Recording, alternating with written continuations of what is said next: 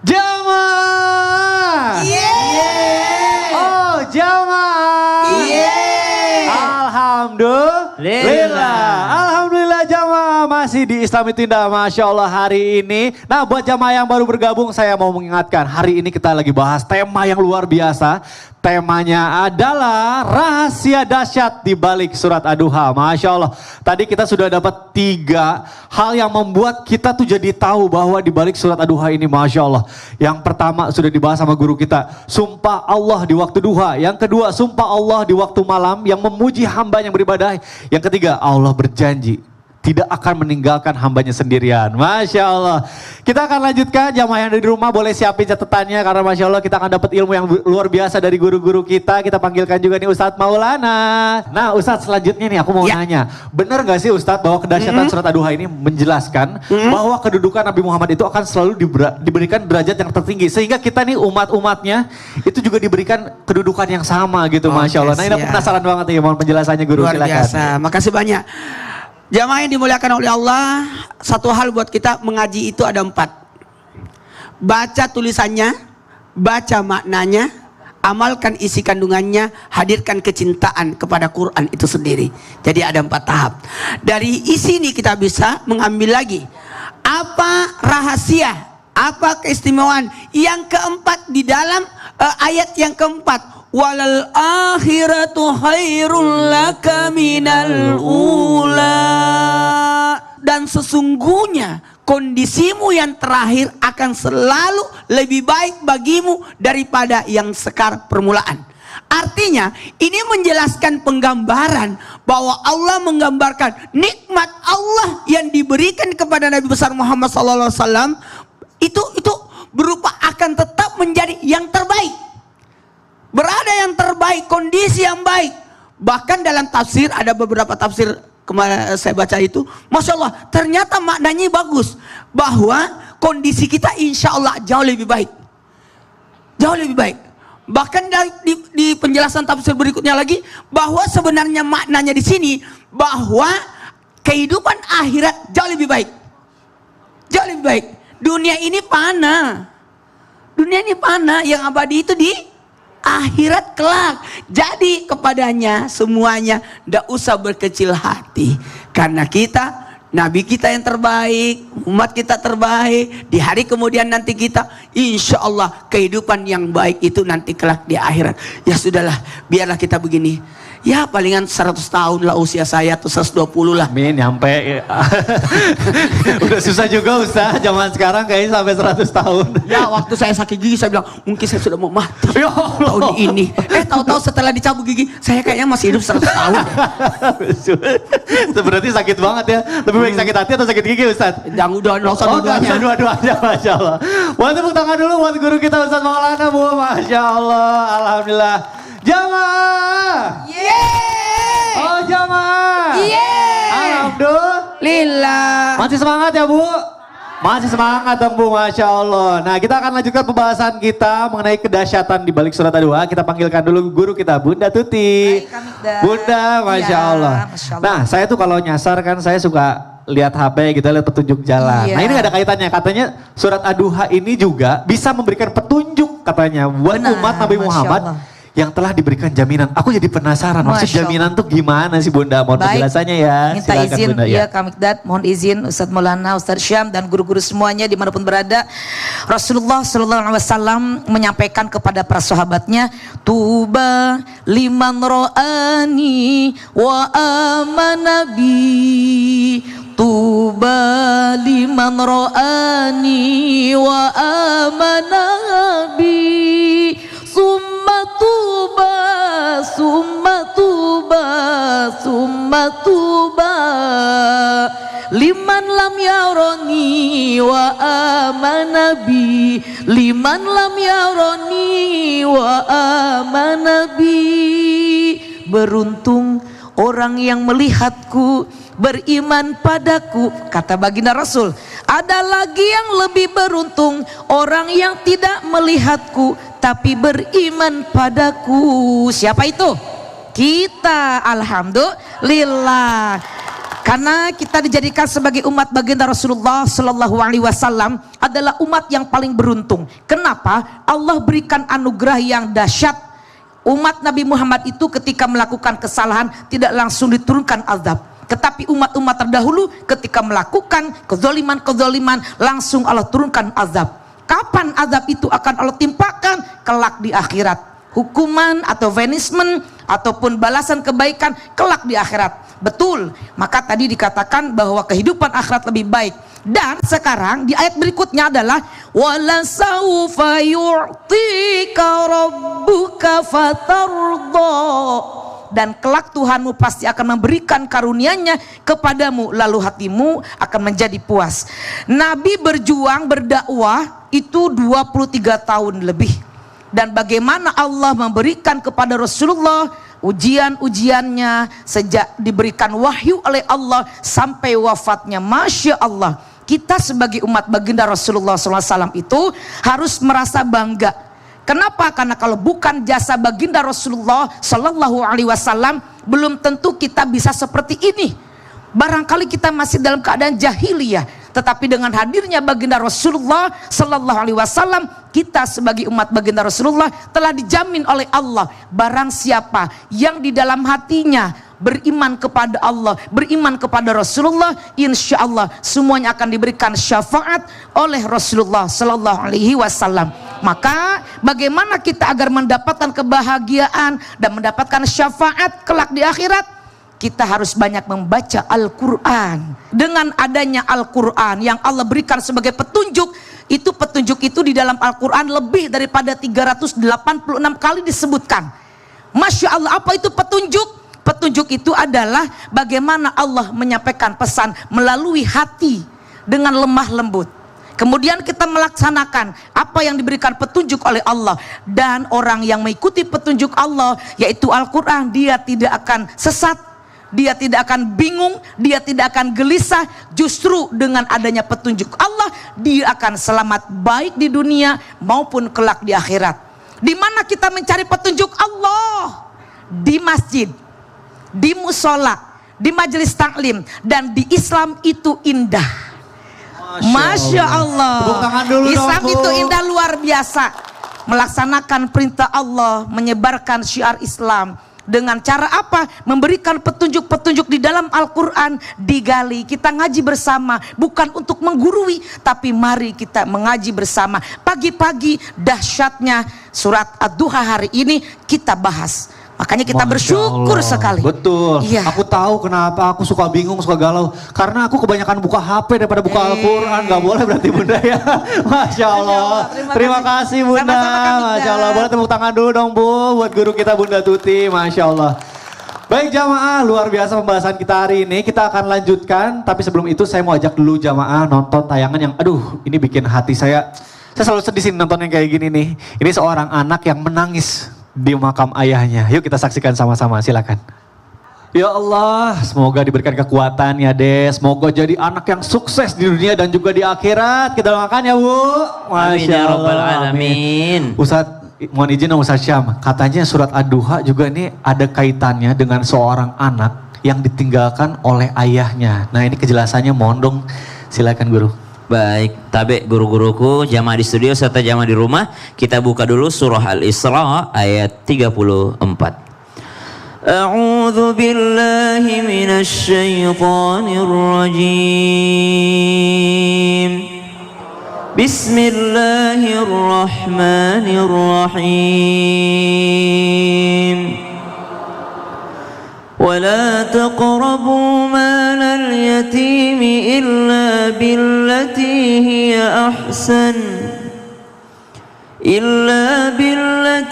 هي أحسن حتى يبلغ أشده وأوفوا بالعهد إن العهد كان مسؤولا وأوفوا الكيل إذا كلتم وزنوا بالقسطاس المستقيم ذلك خير وأحسن تأويلا. Allahumma arhamna bil Quran. Allah Subhanahu wa taala berfirman di dalam surah Al-Isra tentang jangan sampai kita mendekati daripada harta anak yatim tersebut. Mendekati saja kita diminta agar berhati-hati oleh Allah Subhanahu wa taala. Karena khawatir ketika kita mendekati, pura-pura menjadi pengurus anak yatim, pura-pura menjadi penyantun anak yatim, lalu tiba-tiba banyak sumbangan santunan masuk, ternyata yang menikmati adalah pengurusnya. Naudzubillahi min dzalik. Berhati-hatilah kita terhadap harta anak-anak yatim tersebut. Wa'ufu bil ahd, innal ahda kana mas'ula. Karena sungguh janji itu akan dimintai pertanggungjawaban oleh Allah Subhanahu wa taala. Kembali ke tema kita, Allahumma arhamna bil Quran. Bahwasanya di ayat ke-6 Allah Subhanahu wa taala dalam surah Duha menyambung lagi bahwasanya ternyata Allah menyambung dengan bahasa alam yajidka yatiman fa'awa. Allah berfirman setelah Allah Subhanahu wa taala bersumpah demi waktu duha, bersumpah demi waktu malam, bersumpah dia tidak akan pernah meninggalkan Nabi sallallahu alaihi wasallam, lalu Nabi diberikan tempat tertinggi, tempat terindah, tempat yang diridhai oleh Allah Subhanahu wa taala. Lalu Allah memberikan penggambaran kepada baginda Nabi sallallahu alaihi wasallam dan sampai kepada kita semua. Alam yajidka yatiman fa'awa. Bukankah dialah Allah mendapatimu sebagai seorang yang yatim, lalu dia Allah melindungimu. Ini berkaitan dengan baginda Nabi SAW yang terlahir sebagai seorang anak yatim. Lalu Allah Subhanahu wa taala mengingatkan itu kepada baginda Nabi SAW.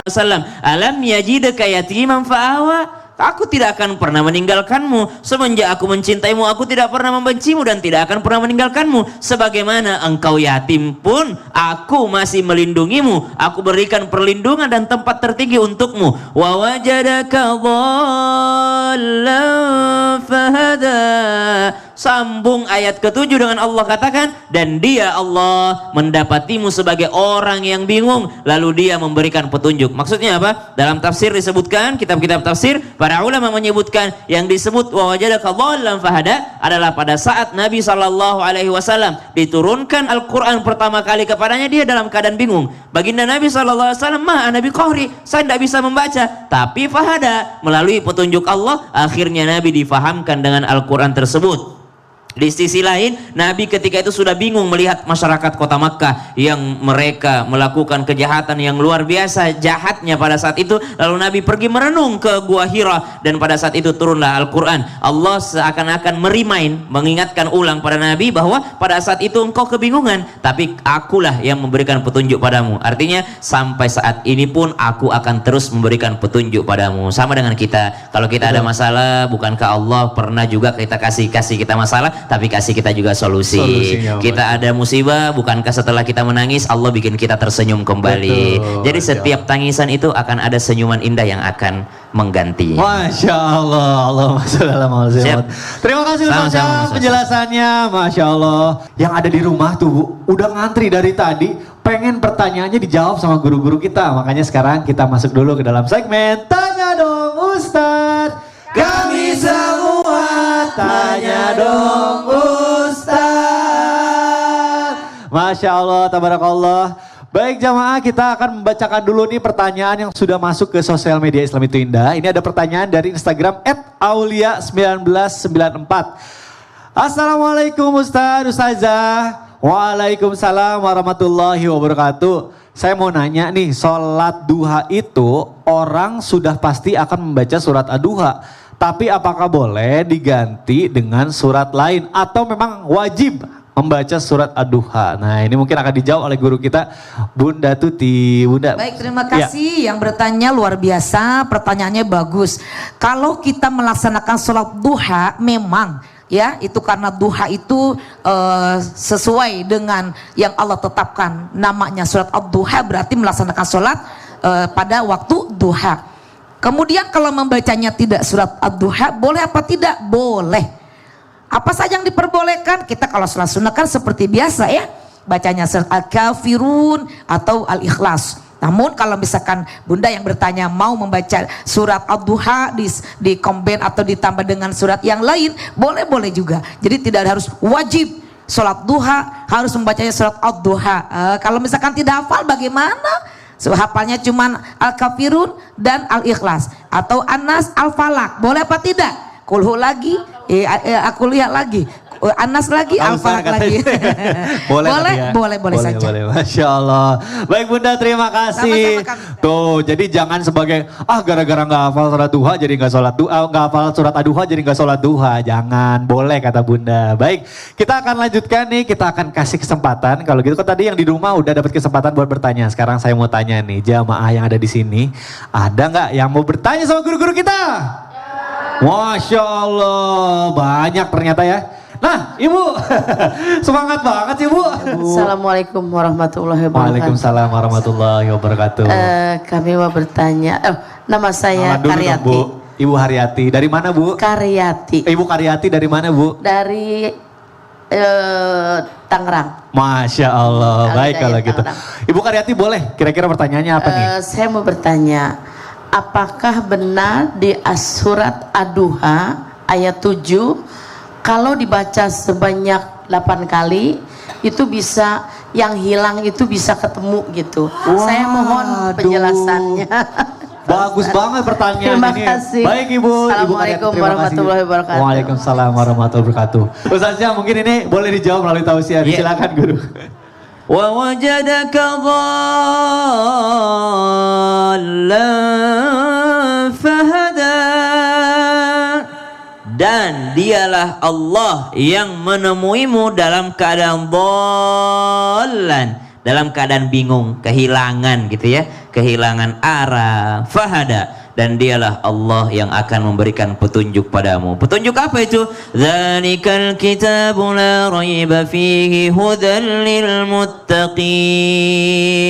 Petunjuk Al-Quran bagi orang-orang yang bingung. Maka Al-Quran itu bisa juga menjadi dawa, bisa juga menjadi asyifa, bisa menjadi obat, bisa menjadi jimat, bisa. Asalkan tahu cara menggunakan Al-Quran tersebut. Bagaimana cara paling afdal menggunakan Al-Quran? 1. Dipelajari, 2. Dibaca, 3. Ditadabburi, 4. Diamalkan. Bisakah Al-Quran jadi jimat, jadi doa? Bisa sekali. Bahkan ayat Al-Quran itu banyak yang memang doa. Rabbana atina fid dunya hasanah, itu ayat Al-Quran. Wa fil akhirati hasanah wa qina adzabannar. Rabbi ighfirli wa liwalidayya rabbirhamhuma kama rabbayani shaghira. Itu juga doa dalam Al-Quran. Lalu bagaimana dengan bertawassul dengan ayat wa wajadaka dhallan fahada? Apabila kita kehilangan sesuatu, kalau yang saya pelajari Bu, bukan ayat 8 saja, tapi surah Ad-Duha-nya full dibaca kalau yang saya tahu. Tapi wallahu taala alam, jikalau ada ulama lain mungkin yang menjelaskan bahwasanya boleh dibaca ayat ke-7 ini 8 kali, maka pada saat itu pula Allah akan mengembalikan ingatan kita. Sebenarnya amalan-amalan ini banyak untuk mengembalikan ingatan. Ada ulama yang ketika lupa beliau langsung membaca Allahumma sholli ala sayyidina Muhammad wa ala ali sayyidina Muhammad.